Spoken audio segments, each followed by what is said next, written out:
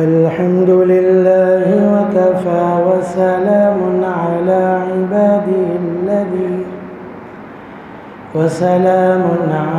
عباده الذين اصطفى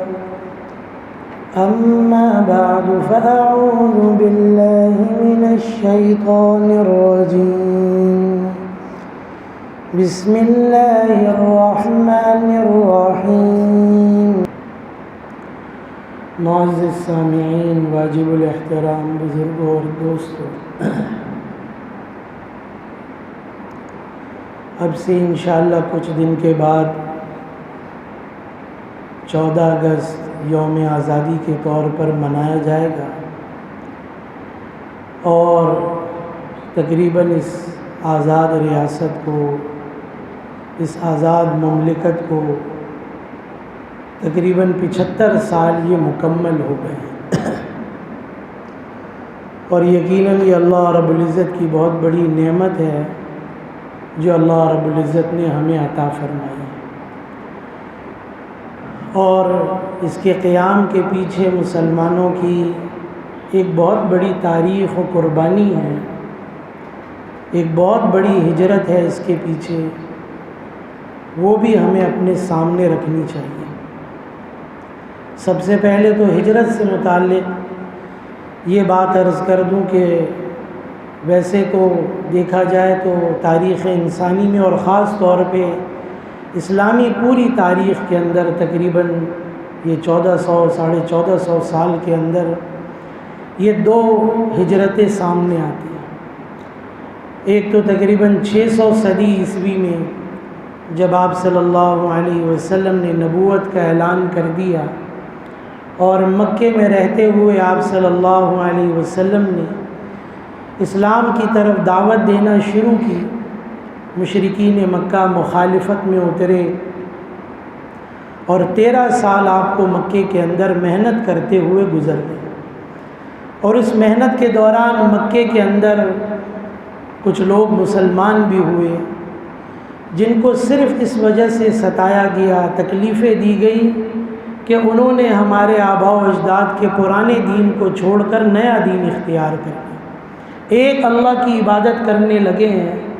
جس پر یہ مشرکین راضی نہیں تھے۔ حالانکہ ان کی آپس میں رشتہ داریاں تھیں، آپس میں تعلقات تھے، لیکن سارے رشتے ناتوں کو ختم کر دیا، اور صرف اس بنیاد پر کہ یہ مسلمان ہو گئے مسلمانوں کو ستایا گیا، ہر طرح سے تکلیفیں دی گئیں، جس کے بھی اسلام کی خبر ملتی اس کو مارا پیٹا جاتا، اس کو ہر طرح سے ستایا جاتا۔ 13 سال آپ علیہ السلام نے جب یہ مکے میں گزار لیے، اس کے بعد ہجرت کا حکم دے دیا گیا، اور یہاں تک کہ مسلمانوں نے آہستہ آہستہ ہجرت شروع کر دی مکے سے مدینے کی طرف۔ اس سے پہلے حبشہ کی بھی ہجرت کی، لیکن وہ ضروری نہیں تھی، اختیاری ہجرت تھی، اور یہ مدینہ کی ہجرت یہ فرض کی گئی کہ اب جو معذور ہیں، مجبور ہیں، عورتیں ہیں جو نہیں جا سکتے، بس ان کو رخصت ہے، ورنہ جو بھی مسلمان ہیں اس کو مکہ چھوڑ کے مدینہ جانا پڑے گا۔ یہاں تک کہ آپ صلی اللہ علیہ وسلم نے بھی مکہ کو چھوڑا، انتہائی غمگین ہو کر، افسردہ ہو کر، کہ آپ صلی اللہ علیہ وسلم نے اتنا لمبا عرصہ مکے کے اندر گزارا، آپ کی جائے پیدائش ہے، آپ کا وطن ہے، آپ کے رشتہ دار عزیز و قارب وہاں پر ہیں، یہ سب چیزوں کے باوجود، ساتھ ہی آپ صلی اللہ علیہ وسلم کو مکے سے محبت بھی تھی، لیکن آپ نے بھی یہ ہجرت فرمائی اور مکہ چھوڑ کے مدینہ تشریف لے گئے، اور بہرحال مسلمان بھی وہاں منتقل ہو گئے۔ تو یہ اسلامی تاریخ کے اندر ایک بڑی ہجرت یوں دیکھنے میں آتی ہے کہ جس کے اندر مسلمانوں نے اپنا گھر بار چھوڑا، اپنا مال چھوڑا، اپنی چیزوں کو چھوڑ کے، یہاں تک کہ بعض اپنے بیوی بچوں کو بھی چھوڑ کے مجبوراً ان کو جانا پڑا مدینے کے اندر۔ تو یہ ایک بڑی قربانی تھی جس کے پیچھے دنیا کی کوئی غرض نہیں تھی، اور یہ بھی چیز تھی کہ وہاں جا رہے ہیں تو وہاں ہمارے پاس کچھ بھی نہیں ہوگا، لیکن ابھی آیت مبارکہ میں نے قرآن کریم کی جو تلاوت فرمائی، اللہ رب العزت نے خود ہی اس بات کو ارشاد فرما دیا، اگر تم اللہ اور اس کے رسول کے لیے ہجرت کرو گے تو ہماری زمین کو بڑا کشادہ پاؤ گے۔ اگر تم دین اسلام پر نہیں چل سک رہے اس جگہ پر، اپنے وطن میں، اپنے علاقے میں، تو دوسری جگہ ہجرت کر دو۔ لیکن یہ ہجرت اللہ اور اس کے رسول کے لیے ہونی چاہیے۔ اللہ تعالیٰ تمہارے لیے وسعت پیدا کر دے اور تم اللہ کی زمین میں وسعت پاؤ گے، کشادگی پاؤ گے اس کے اندر۔ تو بہرحال مسلمانوں نے ایسے ہی ہجرت کی، اس کے اندر یہ بڑی قربانی رہی اس کے اندر بھی مسلمانوں کی۔ اور ایسے ہی یہ چیز اگر دیکھی جائے اس اعتبار سے کہ اس ہجرت کے اعتبار سے دیکھی جائے اس کے اندر بھی، تو پھر 19ویں صدی میں پھر یہ ایسی ایک ہجرت، بڑی ہجرت ہمیں اس کے اندر نظر آتی ہے۔ وہاں پر بھی سراسر ہجرت کا مقصد اپنے دین اسلام کی تعلیمات پر چلنا تھا، دین اسلام کا احیاء تھا، اس کی تبلیغ تھی، اس کی دعوت تھی، اور اس کے لیے پوری آزادی چاہیے تھی جو مکے کے اندر مسلمانوں کو یوں میسر نہیں تھی۔ اس وجہ سے مدینے چلے گئے، ورنہ مکے کے بہت سے لوگ مکے میں مالدار تھے، ان کے پاس مال و اسباب تھا، چیزیں موجود تھیں، لیکن اپنے دین کی خاطر انہوں نے یہ قربانی دی اور چلے گئے۔ اور یہی حکم اسلام نے، دین نے بھی دیا اس کے اندر کہ اگر کسی علاقے میں، کسی جگہ تمہارے لیے اس چیز کے لیے مشکل اور رکاوٹ پیدا ہونے لگے کہ تم اپنی تعلیمات پر، اسلام کی تعلیمات، دین کی تعلیمات پر نہیں چل سکتے، اس پر عمل نہیں کر سکتے، تو دین کی خاطر دوسری جگہ چلے جاؤ، اللہ رب العزت تمہارے لیے وسعت پیدا کر دیں گے۔ تو بہرحال 19ویں صدی میں پھر یہ چیز سامنے آئی۔ اس کے اندر دیکھ لے تو 1930 میں علامہ اقبال رحمہ اللہ نے ایک خواب دیکھا، جس کے اندر بہرحال یہ چیز ہے جو افسوس سے کہنے کی بات ہے کہ آج تقریباً 75 سال گزرنے کے باوجود شاید وہ خواب مکمل طور پہ شرمندہ تعبیر نہ ہو سکے۔ جیسا سوچا تھا، جیسا دیکھا تھا، جیسا چاہتے تھے، وہ مکمل طور پر نہ کر سکے اس کے اندر۔ اور بہرحال یہ چیز سامنے آ گئی۔ تحریک آزادی جو انگریزوں سے چلی ہے، اس کے اندر تو سبھی شریک تھے، ہندو بھی اور مسلمان، اور جب انگریزوں کا جانا طے ہو گیا تو یہ چیز بھی مسلمانوں کے سامنے آنے لگی اس کے اندر کہ جو ہے اس کے اندر ایک لمبے عرصے کی حکومت مسلمانوں نے وہاں بر صغیر پر کی، اور ہندو بھی اب اس بات کے انتظار میں تھے کہ یہ اب حکومت ہمارے ہاتھ میں ہے، تو ہم بھی مسلمانوں کے اوپر اب ظلم کے پہاڑ توڑ، یہاں رہنا بر صغیر کے اندر، ہندوستان کے اندر ان کا رہنا مشکل کر دیا۔ یہ جذبات ان کے اندر بہرحال موجود تھے اس کے اندر، اور بہرحال اس کے لیے تحریک آزادی کے ساتھ ساتھ پھر ایک الگ اسلامی ریاست اور حکومت کی بات بھی چلنے لگی۔ اور اس کے لیے میں نے قرآن کریم کی آیت مبارکہ جو پڑھی سورۃ التغابن کی، اللہ رب العزت نے خود ہی اس چیز کو قرآن کریم میں بیان کر دیا کہ اللہ رب العزت نے سب کو بنایا، فرمایا فَمِنْكُمْ كَافِرٌ وَمِنْكُمْ مُؤْمِنٌ۔ اللہ رب العزت نے تمہیں دو قوموں میں تقسیم کر دی، یہ تقسیم اللہ رب العزت کی۔ اور اس کے اندر بھی مفسرین کرام نے یہ بھی فرمایا کہ اصل تقسیم فرمایا وہ زبان اور علاقے اور قومیت کی بنیاد پر نہیں ہے، بلکہ اسلام اور دین کی بنیاد پر۔ اس لیے یہی دو بنیادی قومیں ہیں، بنیادی طبقے ہیں دو اس کے اندر، ایک مسلمان، ایک غیر مسلم۔ اور یہ دو قومی نظریہ یہ پیش کیا گیا اس کے اندر کہ اگرچہ کئی سو سالوں سے مسلمان ہندوؤں کے ساتھ وہاں رہ رہے ہیں،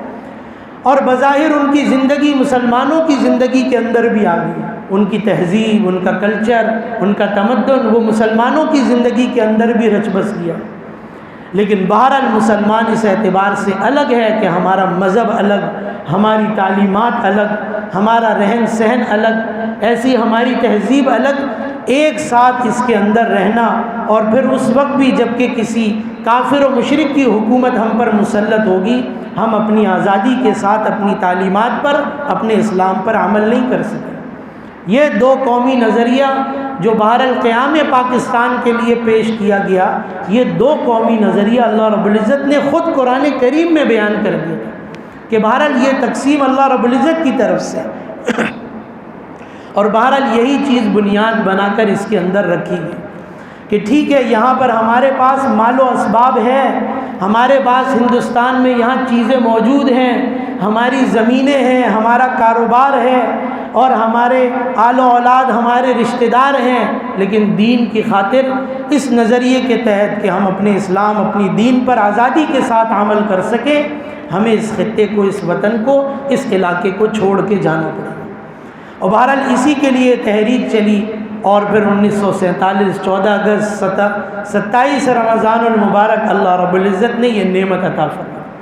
بہرحال تقسیم کس انداز میں ہوئی، کتنی صحیح تھی، کتنی غلط تھی، اپنی جگہ ہے، لیکن یہ بات ضرور ہے کہ اللہ رب العزت نے یہ آزاد اسلامی مملکت، یہ خطہ جو ہمیں عطا فرمایا، یہ بہت بڑی اللہ رب العزت کی نعمت ہے۔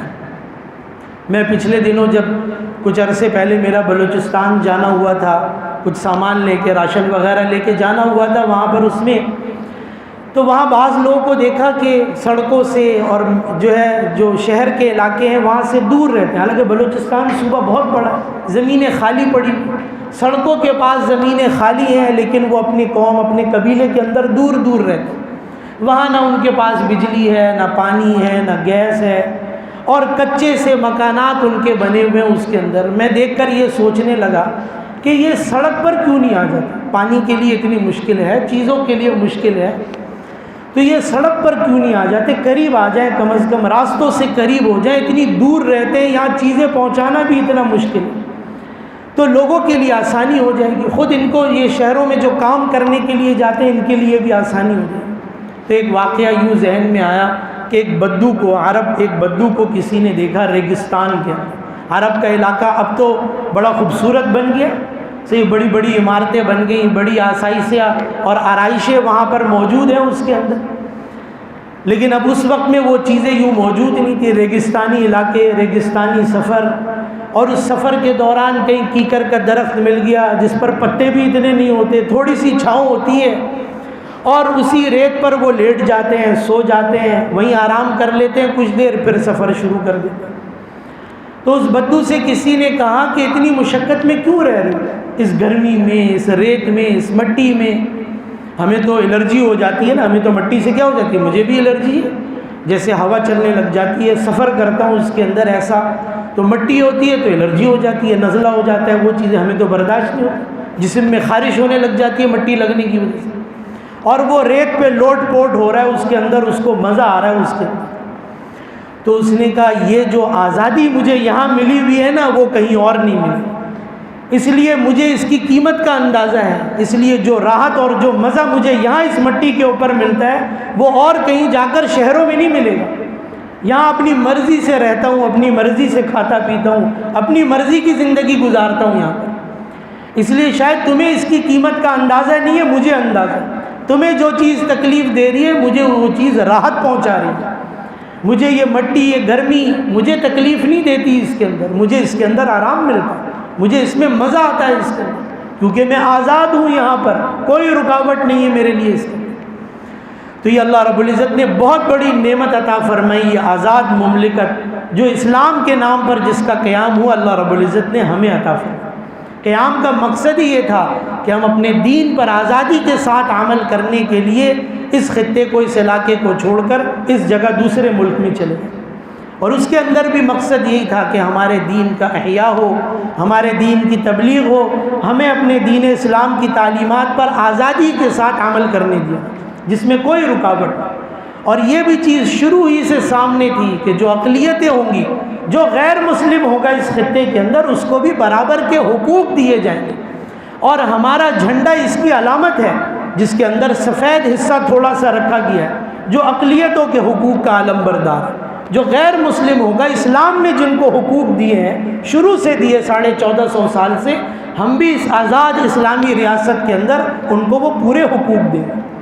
قائد اعظم محمد علی جناح رحمہ اللہ نے بہرحال یہ محنت کی اس کے اندر، اور بڑی قربانیاں دی مسلمانوں نے اس کے اندر، اور جو بھی لوگ تھے اس خطے کے اندر بڑی قربانیاں رہی اس کے اندر، لیکن بہرحال ان کی یہ تقریر جو انہوں نے خاص طور پہ کی تھی 1977 تک، وہ تقریر ان کی ریڈیو پاکستان پر چلتی تھی، اب بند کر دی گئی، اور بلکہ اس کا مواد بھی ختم ہو گیا، پتہ نہیں کہاں چلا گیا اس کا ریکارڈ۔ اب وہ پرانی تقریریں بہرحال اب تو چیزیں بہت جدید ہو گئی ہیں تو چیزیں مل جاتی ہیں آسانی سے، جس کے اندر انہوں نے کہا کہ اس خطے کا قیام کا مقصد ہی یہی ہے جہاں ہم زبانوں میں اور قوموں میں بٹ کر نہیں رہیں، ہم ایک جھنڈے تلے، ایک مذہب کے تحت، ایک کلمے کے تحت اپنی زندگی گزاریں گے وہاں پر۔ اگرچہ ہم وہاں پنجابی بھی ہوں گے، پاکستان کے اندر دیکھیں تو اس پورے لفظ کے اندر ہر خطے کی جو ہے وہ ترجمانی کی جا رہی ہے اس کے اندر، لیکن اگرچہ ہم پنجابی ہو، ہم سندھی ہو، ہم پٹھان ہوں، ہم بلوچی ہوں اور ہندوستان سے ہجرت کر کے آنے والے مہاجر ہوں، لیکن اس خطے میں آ کر ایک ہی قوم کی طرح رہیں۔ اور اگرچہ ہم الگ الگ مذہب کو بھی ماننے والے ہوں، کوئی عیسائی ہوگا اور ایسے کوئی سکھ ہوگا، کوئی ہندو ہوگا، کوئی مسلمان ہوگا، لیکن اس ملک کے لیے، اس قوم کی خاطر، اس ملک کی خاطر ہم ایک ساتھ ہو کے رہیں۔ تو اصل یہ چیز ان کے اندر سامنے تھی، اور یہ انہوں نے اپنی تقریر میں بھی کہی، وہی کہا اس کے اندر کہ آپ جب کچھ عرصہ یہاں گزار لیں گے تو مجھے پوری امید ہے آپ ایک قوم بن جائیں۔ لیکن وہی میں نے کہا آج شاید 75 سال گزرنے کے باوجود بھی ہم ایک قوم نہ بن سکے اس کے، ہم اپنی ان زبانوں کے اندر اپنی قومیتوں میں تقسیم ہو کر بٹ کر رہے، ہماری سیاست ہی، ہماری حکومتیں اس کے اوپر چلنے لگی اس کے اندر، کہ جب تک یہ بٹے رہیں گے اس کے اندر ہمارے بھی کرسیاں بچی رہیں گی، اس کے اندر ہماری بھی حکومتیں چلتی رہیں گی اس کے اندر۔ تو یہ بڑی چیز تھی، ایک قوم بننے کی ضرورت تھی اس کے اندر، اور رشتہ جو ہمیں اسلام نے دیا انما المؤمنون اخوہ، وہ ہمارے درمیان اثر ہے۔ آخر کوئی تو وجہ ہوگی جس کے اندر یہ بات، جب اس کے لیے تحریک چل رہی تھی ہر بچے کی، ہر جوان کی، ہر عورت کی، ہر بوڑھے کے، ہر فرد کی زبان پر کیا تھا؟ پاکستان کا مطلب کیا؟ لا الہ الا اللہ۔ کوئی تو وجہ ہوگی، کیسے یہ بات ذہن میں آ گئی اس کے اندر، اور ہر ایک نے اس کو قبول بھی کر لیا کہ پاکستان کا مطلب کیا؟ لا الہ الا اللہ۔ جہاں نظام چلے گا اللہ رب العزت کا اس کے اندر۔ بہرحال ایک بڑی قربانی رہی اس کے اندر، شاید اسلامی تاریخ کے اندر بھی اتنی بڑی ہجرت نہیں ہوئی۔ بہرحال یہ تقسیم ہو گیا، کہا گیا بھائی مسلمان جو جانا چاہیں، اور اس کے اندر ہمارا مقصد، جن لوگوں نے ہجرتیں کی اس کے اندر کوئی مقصد نہیں تھا، ان کو پتہ تھا ہم اپنا گھر بار، اپنا کاروبار، اپنی چیزیں، اپنی زمینیں وہاں چھوڑ کر آئیں۔ ایسے ساتھی موجود ہوں گے شاید اب بھی، اور میری بھی ملاقات ہوئی، انہوں نے کہا جب ہم ہجرت کر کے آئے یہاں بمبئی سے بیٹھے اور یہاں کراچی میں اترے تو پیر میں چپل نہیں تھی، اور ایسی بات نہیں کہ وہاں ہمارے پاس گھر نہیں تھا، وہاں بھی ہمارے پاس کوٹھیاں تھیں، وہاں بھی ہمارے پاس فیکٹریاں تھیں، وہاں بھی ہمارے پاس بڑا مال تھا، وہ سب کچھ چھوڑ کر یہاں۔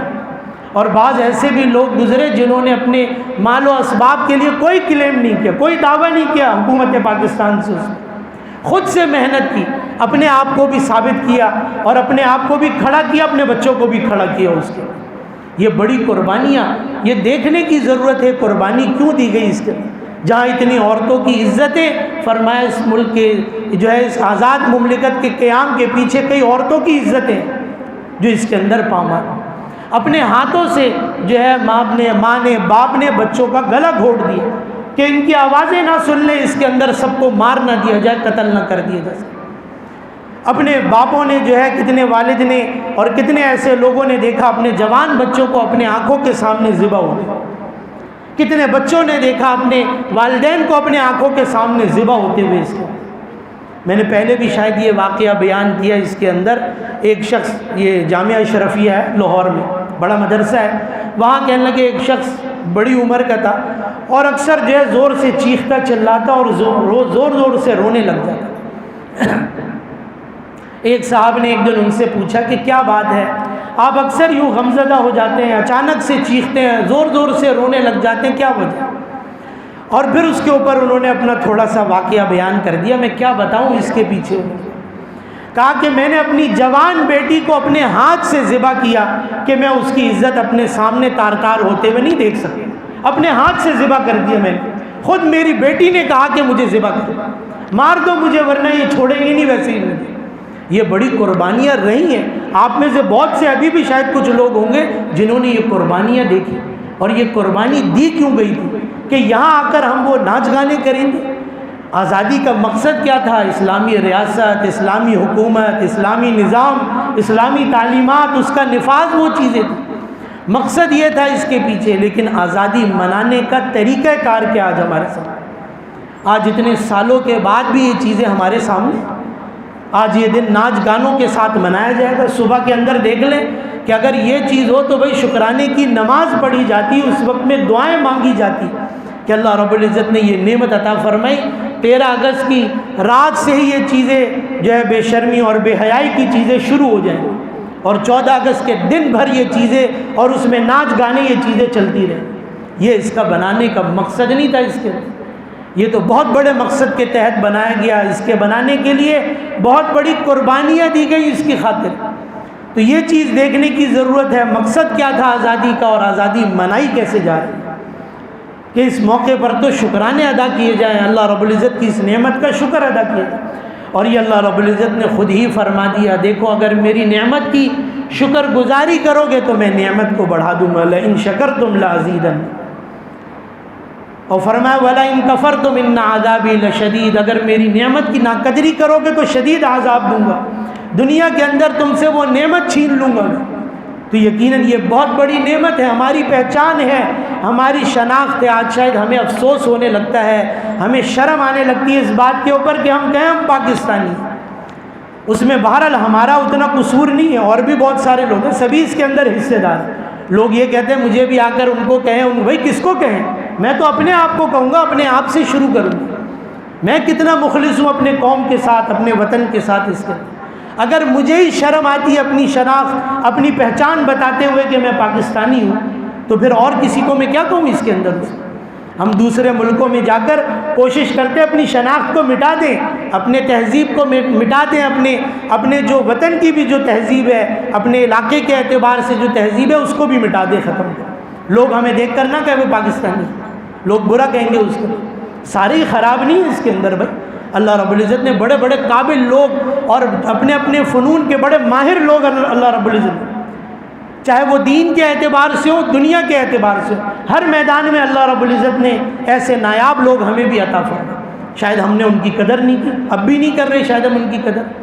تو بہرحال یہ چیز دیکھنے کی ضرورت ہے. اور اکثر ایسے اجتماعات کے موقع پر, عیدین کے موقع پر بھی میں یہ بات عرض کرتا ہوں اس پر کہ یہ چیز سمجھنے کی ضرورت ہے کہ ہم ایک قوم بنیں. ہمیں اپنی تعلیمات کو بھی سمجھنے کی ضرورت ہے. یہ بڑی افسوس کی بات ہے اس کے اندر کہ غیر مسلم کو, ایک غیر جو ہے شہری کو, کہ جو یہاں کی شہریت بھی نہیں رکھتا, کسی دوسرے ملک سے آیا, وہ غیر مسلم, اس کو صرف شک و شبے کی بنیاد پر ہماری ایک بڑی جماعت, مسلمانوں کی ایک بڑی جماعت مل کر اس کو جان سے مار دے. اور نہ صرف جان سے مار دے اس کے اندر, بلکہ اس کے لاش کی توہین بھی کرے, اس کے جسم سے کپڑے اتار دیں اور اس کو سڑکوں پر گھسیٹے اس کے اندر, اور اس کی ویڈیو اور مووی بھی بنائے. یہ ہماری تہذیب نہیں, یہ اسلام کی تعلیم نہیں ہے. یہی چیزیں تو ہماری تاریخ کے اندر بدنما طاق بنتے ہیں, جو اسلام کے اوپر بھی پھر انگلیاں اٹھتی ہیں اور ہماری قوم پر بھی انگلیاں اٹھتی ہیں. کیا یہ ہمارا مذہب سکھاتا ہے؟ اس کے اندر اگر کوئی غلطی تھی بھی تو اس کی نشاندہی تو ہوتی, وہ اپنی غلطی کی صفائی تو دیتا کہ کیا چیز تھی, کیا بات تھی اس کے اندر. صرف شک و شبے کی بنیاد پر ایک بڑے مجمع نے نہ صرف قتل کر دیا بلکہ توہین بھی کی, ویڈیو بھی بنائی. یہ ہمارا مذہب سکھاتا ہے, یہ ہماری تہذیب سکھاتی ہے کہ اس کے اندر, اس ملک کے اندر یہ چیز دیکھنے. پچھلے کچھ سالوں پہلے بھی ایسا ہوا تھا, ایسے ہی ایک آدمی کو نہ صرف قتل کیا بلکہ سر عام سڑک کے اندر اس کو جلا دیا, اس کی لاش کو اس کے, جس سے ہمارے مذہب نے منع کیا اس کے. اور وہی میں نے کہا ذرا سی کوئی چیز ہوتی ہے تو ہم فوراً زبانوں میں قوموں میں بڑھ جاتے ہیں, فوراً ان چیزوں کے اندر یہ چیزیں ہو جاتی ہیں, اس میں ہم تقسیم ہو جاتے ہیں. ایک قوم یوں بننے کی ضرورت ہے, اپنی قوم کے ساتھ, اپنے اس خطے وطن کے ساتھ مخلص ہونے کی ضرورت ہے اس کے اندر کہ یہ چیز دیکھیں. اور شروعات کہاں سے ہوگی؟ ہم یہ کہتے ہیں اوپر والے ٹھیک ہو جائیں, سارے کے سارے اوپر والے ٹھیک ہو جائیں, پھر اس کے بعد دیکھیں گے. ہم شروعات اپنے آپ سے کریں گے, اپنے آپ سے اس کو شروع کریں. اس کے اندر سب سے پہلے میں بدلوں اس کو. آج تو میں اکثر یہ چیز ہوتی ہے, ہم دیکھتے ہیں ذرا سی, میں اس چیز کو نہیں سوچتا کہ میری وجہ سے میرے پڑوسی کو بھی تکلیف ہو رہی ہے اور اس کو بھی تکلیف ہو سکتی ہے. میں نے بقرعید کے موقع پر بھی یہ بات عرض کی, ہم نے صفائیاں کر دی اپنے گھروں کے آگے سے, اور دوسروں کے گھروں کے آگے وہ کچرا ڈال دیا, دوسروں کے گھروں کے آگے وہ چیزیں, وہ گندگیاں ڈال دی ہم نے اس کو. یہ صفائی, یہ چیزیں, یہ تو میرے اپنے اختیار کی چیز ہے, میں اپنے آپ سے شروع کروں. اس کے اندر کوئی ایسی چیز نظر آئے اس کو میں پہلے, سب سے پہلے اس چیز کو وہ کروں. دیانت داری, امانت داری, اس کو میں اپنی ذات سے شروع کروں. سچائی کو میں اپنی ذات سے شروع کروں. اس کے اندر آج میں تھوڑے سے پیسے بچانے کے لیے جھوٹ بول دیتا ہوں, تھوڑا سا ٹیکس بچانے کے لیے. ٹھیک ہے حکومت ہمیں نہیں دیتی کچھ, لیکن کیا یہ شرعاً جائز ہے؟ یہ بھی تو پوچھا جائے کہ جائز ہے کہ ٹیکس کی چوری کی جائے؟ اگرچہ اس اعتبار سے مایوس کیا گیا اور وہ چیزیں پورے طور پر نہیں ملتی، جو ٹیکس لیے جاتے ہیں اس کی وہ چیزیں پوری نہیں کی جاتی جو قوم کو ملنی چاہیے، جو لوگوں کو ملنی چاہیے، لیکن اس کے اندر جھوٹ بول کر ہم اپنا ٹیکس بچا لیتے، جھوٹ بول کہ ہاں بھئی ایسی کوئی چیز نہیں، اس کی جھوٹ بول دیا جاتا ہے اپنی تجارت کے اندر، اپنے معاملات کے اندر، اس کے اندر، اور وہی میں نے کہا دھوکہ دے دیتا ہے، تھوڑے سے پیسوں کے لیے، تھوڑے سے مال کے لیے آدمی کسی کو بھی دھوکہ دے دیتا ہے اس کے لیے۔ تو یہ چیز دیکھنے کی ضرورت ہے، جو میں خود کر سکتا ہوں پہلے تو وہاں سے میں اس چیز کو شروع کروں، اور پھر جب یہ چیز دیکھیں، یہ چیزیں فوری طور پر آپ علیہ الصلوۃ والسلام کی محنت بھی یہی تھی، افراد تیار ہو گئے تو نظام بنانا اور چلانا مشکل نہیں ہے، اگر افراد ہی نہیں ہوں گے تو نظام بنانا اور چلانا بہت مشکل ہو جائے گا، وہ چیز نہیں چل سکتی اس کے اندر، اس میں ہر ایک کے سر پہ کوئی پولیس والا، کوئی پہرے دار کھڑا نہیں ہوگا کہ اس کے اندر، اس میں سب سے پہلے خوف خدا پیدا ہو جائے ہمارے،